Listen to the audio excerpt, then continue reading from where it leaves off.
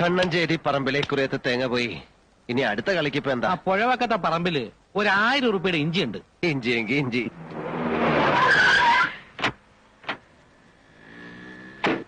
അവൻ ഇങ്ങോട്ടേക്ക് വന്നില്ലേടാ ആ നീലകണ്ഠൻ. എന്റെ ശേഖരനെ ആൾക്കാരെ വട്ടം പിടിച്ച് നിർത്തിയിട്ടാ. ഇല്ലെങ്കിൽ ഇന്നലെ തന്നെ തീർന്നേനെ ഇവന്റെ കഥ. ഇവൻ മൂർഖനാണെങ്കിൽ അത് രാജ വെമ്പാലയാ. ചെവിക്ക് നുള്ളിക്കോളാൻ പറയാം അവനോട്.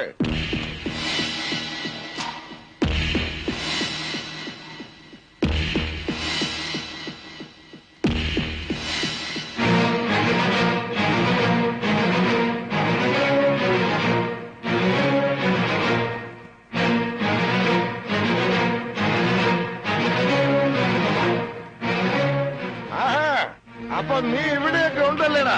അതെടാ പട്ടി. എന്തു പറഞ്ഞടാ? പട്ടിന്ന് കേട്ടില്ലേ? വേണ്ടതില്ല. എന്റെ കൈ ധരിച്ചിട്ട് പാടില്ല. വിടാൻ. അവന് വിടടാ. അവന് തരിപ്പ് ഞാൻ തീർക്കാം. നീല ഞാൻ പറയുന്നൊന്ന് കേക്ക്. വെറുതെ ആളെ തല്ലി കൈ നാട്ടണ്ട. നിങ്ങളൊന്ന് അടങ്ങി എന്നെ വഴി ഞങ്ങൾ കണ്ടിട്ടുണ്ട്.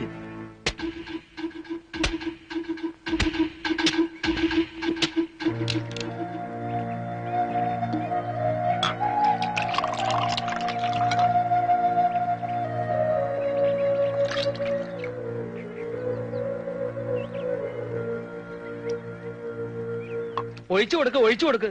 എന്നിട്ട് ചെവിയിൽ ഒതിട്ട് പ്രാന്തെടുപ്പിക്കേ. നീല എന്നാ ഈ നാളികേരവും വിളഞ്ഞ പാടവും പണയം വെച്ചുള്ള ചീട്ടുകളി തുടങ്ങിയേ? ചോദിച്ചത് കേട്ടില്ലേ? കയ്യില് തൽക്കാലം കാശില്ലെങ്കിൽ അങ്ങനെയും കളിക്കാം. എന്ത് കളി വേണമെങ്കിലും കളിച്ചോളൂ. എന്നെ കൊണ്ട് ഇനി ഈ പണിയെടുക്കാൻ വയ്യ. തണ്ടാമാരെയും കൂട്ടി നാളേരെ ഇടിക്കാൻ പോയിട്ട് നാണം കിട്ടു വരിക. ആ കാശ് ചോദിക്കുമ്പോ തരണം. ഇല്ലെങ്കിൽ ഇങ്ങനൊക്കെ ഉണ്ടാവും. ഞാൻ തോറ്റെന്റെ തേവരെ. എന്നെ ഇനി എന്നാണാവോ പണയം വെക്കാൻ പോണേ? തന്നെ പണയത്തിന് ആരെടുക്കൂടോ പരട്ട വാരരെ. ഇളിക്കണ്ട വാനരന്മാരെ. നട്ടപ്രാന്ത് പിടിച്ച് നിൽക്കാൻ ഞാൻ. അവരെത്തിയല്ലോ.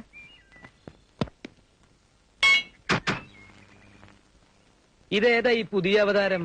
വാരരെ അകത്തേക്ക് പോവാ. ആ പോവാ. ചാക്കോ, കല്ലൻ ചാക്കോന്നാ വിളിക്കുക.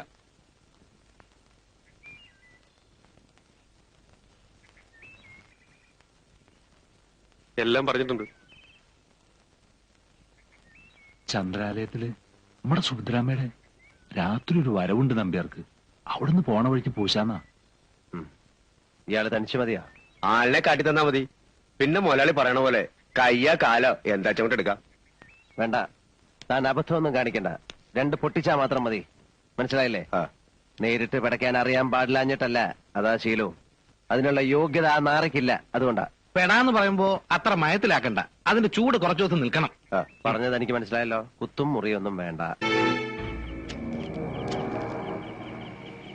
മരിച്ചു എന്ന് ഉറപ്പാണോ? ആരെങ്കിലും ഒന്ന് വാ തുറക്കാൻ. 2-3 കുത്തുണ്ട്. ഇപ്പൊ തീർന്നിട്ടുണ്ടാവും. ഞാൻ പറഞ്ഞിരുന്നതല്ലേ തന്നോട് അബദ്ധം കാണിക്കരുതെന്ന്? നിവർത്തിയില്ലഞ്ഞിട്ടാ. കുത്തിയില്ലായിരുന്നെങ്കിൽ അവരെന്നെ കൊന്നന്. നീലകണ്ഠം തല്ലിയിട്ടുണ്ട്. വെളിച്ചത്തില് നേർക്ക് നേരെ നിന്നിട്ട്. ഇരുട്ടടി അടിക്കാൻ ആളെ വിടേണ്ടി വന്നിട്ടില്ല ഇതുവരെ. ഇത് നിങ്ങൾ 4 എരപ്പന്മാരുടെ വാക്ക് കേട്ടതിന്റെ ഫലമാ. മംഗലശ്ശേരി മാധവ മേനോന്റെ മകൻ തെമ്മാടിയാണെന്നുള്ള നേര ഇപ്പൊ കൊലപാതകയാക്കി. രാത്രി പകലും കൂടെ നടക്കണം 4 ചേർന്ന്. നീല, നടക്കേണ്ടത് നടന്നു. ഇനി വൈകാതെ ഇവനെ എവിടെയെങ്കിലും ഒളിപ്പിക്കാൻ നോക്ക്. അതാ ബുദ്ധി.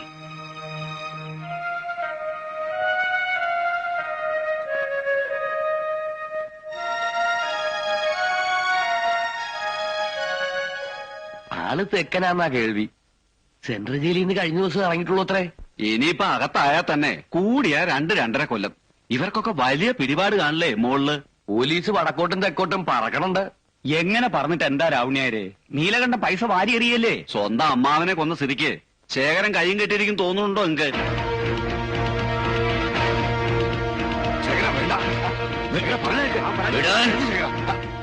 എന്നെ പിടിക്കരുത്. എന്റെ അമ്മാവനെ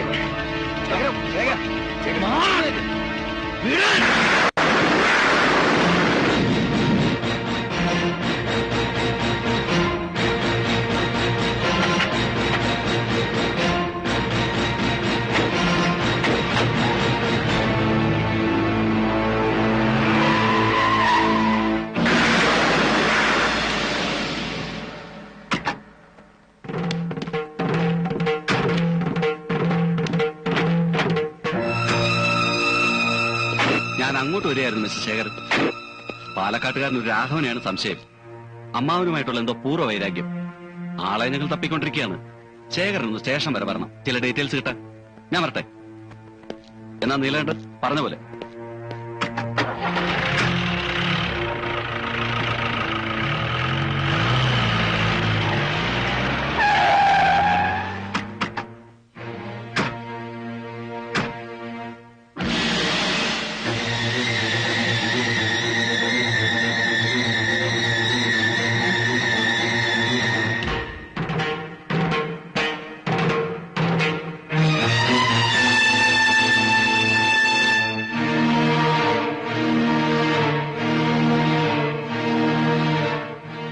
നീലകണ്ഠ, ഒന്നും ഇവിടെ അവസാനിച്ചു എന്ന് കരുതണ്ട.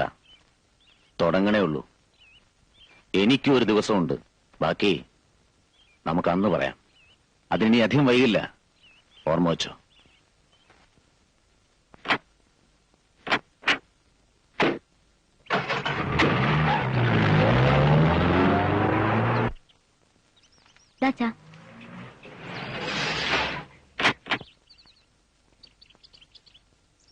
അതാണ് വീട്. വലിയ ഉപകാരം. ആരാ മോളേത്? അറിയില്ല, ഇങ്ങോട്ട് തന്നെയാ.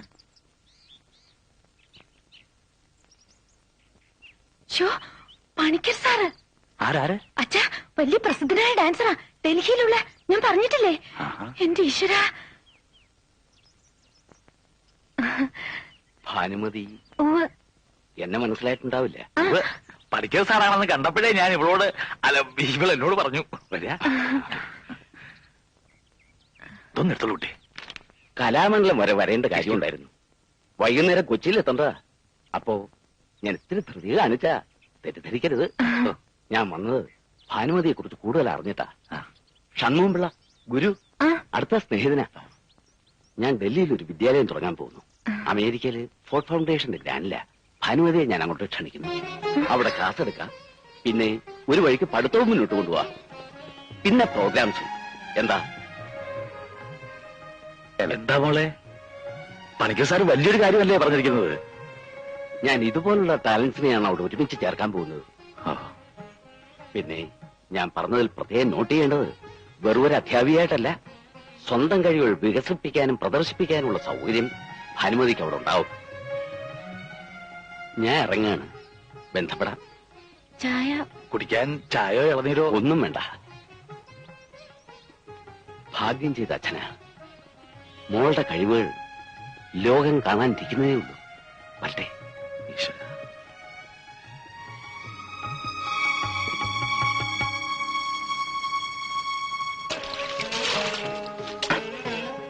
അല്ല, ഇതിങ്ങനെ ഇടയ്ക്ക് കഴുകി മിനിക്ക് വെച്ചാ മതിയാ? ഒന്ന് റോട്ടിലിറക്കി ഒരു ചുറ്റണ്ടേ? ആ പൂതി നീ മനസ്സിൽ വെച്ചാ മതി. ഇത് മംഗലശ്ശേരി മാധവമേനോന്റെ കാറാ. ഇത് കയറി പോവാനുള്ള യോഗ്യത നമുക്കില്ലാന്ന് കരുതിക്കോ. ലണ്ടനിൽ നിന്ന് കപ്പൽ കയറി വന്നവനല്ലേ യോഗ്യൻ.